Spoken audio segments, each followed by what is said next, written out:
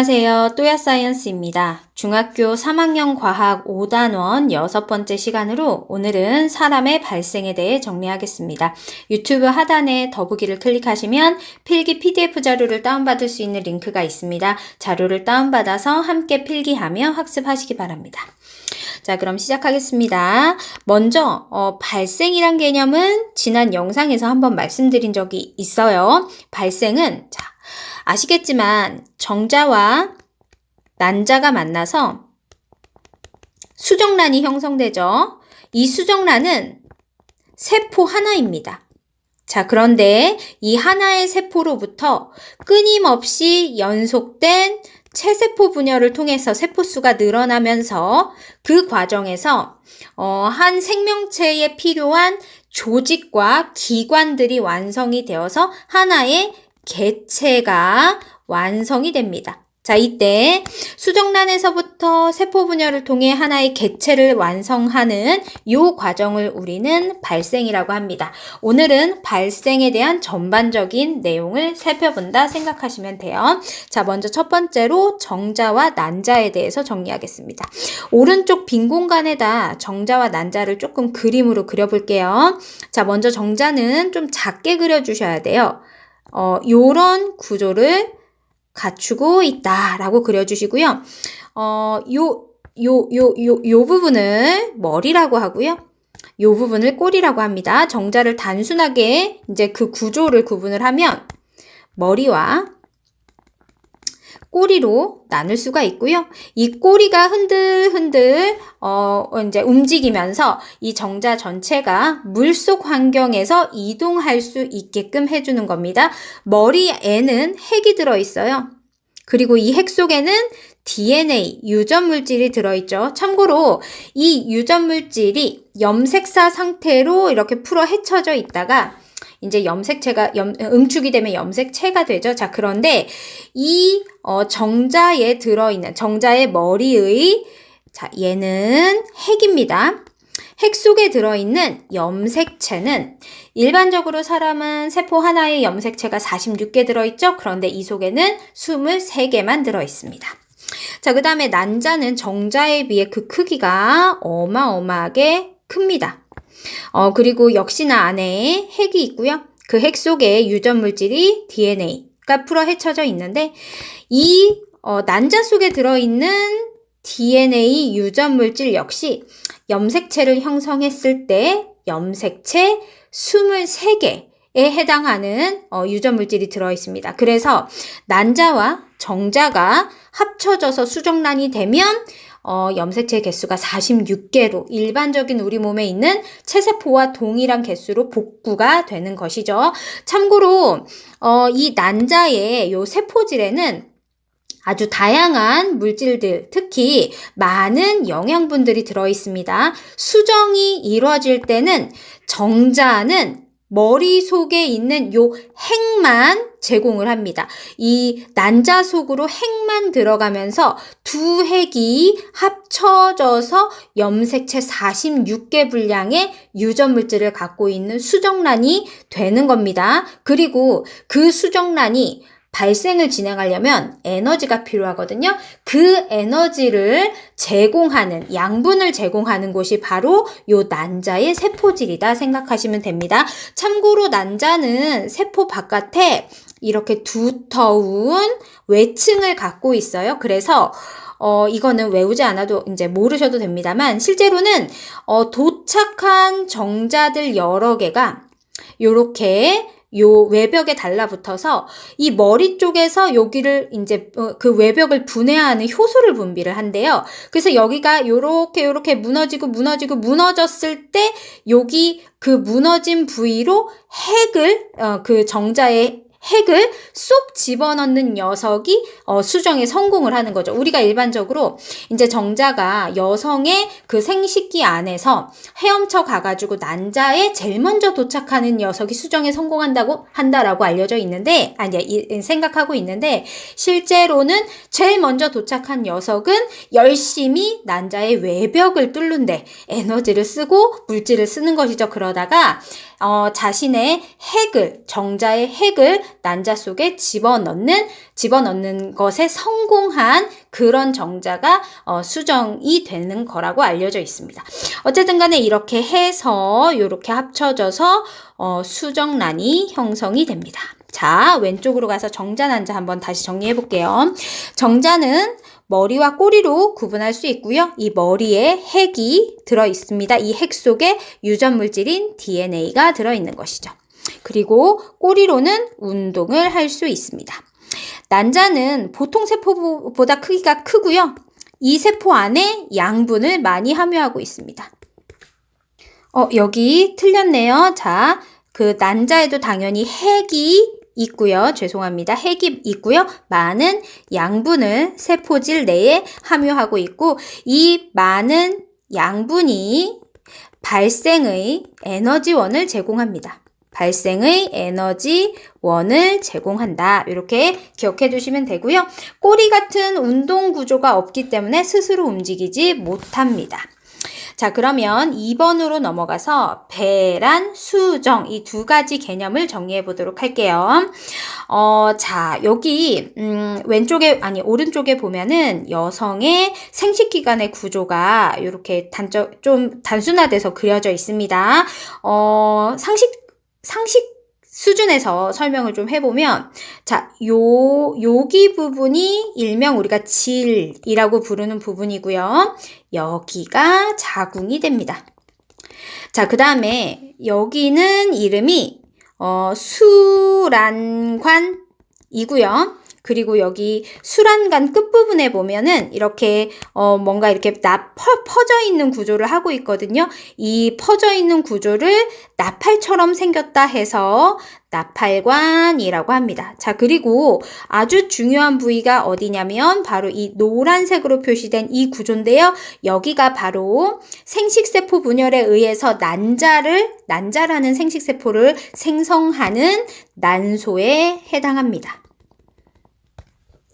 자, 이 난소에서는 감수분열이 일어나고요. 감수분열 결과 난자라는 생식세포를 만들어내는데, 이 난자는 여성의 몸에서 한 달에 1개 배출이 됩니다. 지금 보시면 여기 난소에서 완성된 난자가 배출이 됐어요. 난소에서 난자가 배출되는 이 현상을 우리는 배란이라고 합니다. 한 달에 한 번 여성의 몸에서 배란이 일어나고요.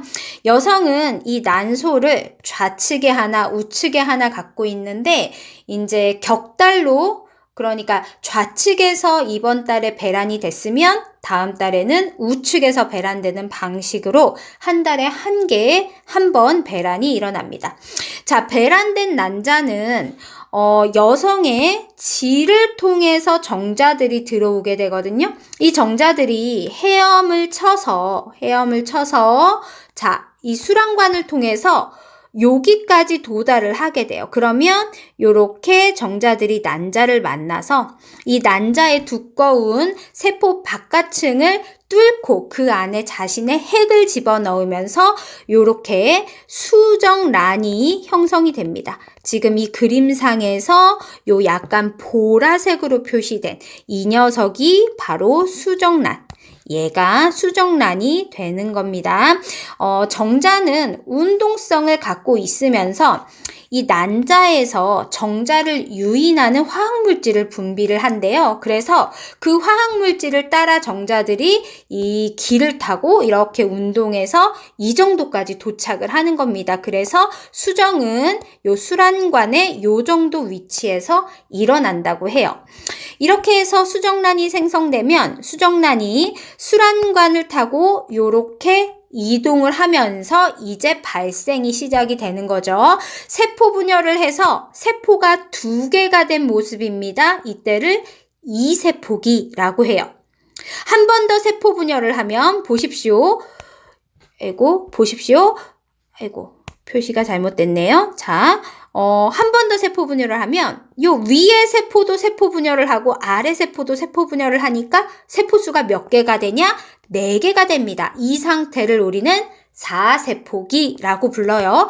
그 다음은 당연히 8세포기, 16세포기겠죠. 이런 식으로 수란간을 타고 이동을 하면서 계속 빠른 속도의 세포 분열이 일어나는데 발생 초기에 일어나는 이런 빠른 속도의 세포 분열을 우리는 난할, 여기서 난자는 계란, 알을 뜻하는 난자고요. 할은 분할된다라는 뜻으로 생각하시면 됩니다. 이때 일어나는 이 현상을, 빠른 세포 분열을 난할이라고 해요.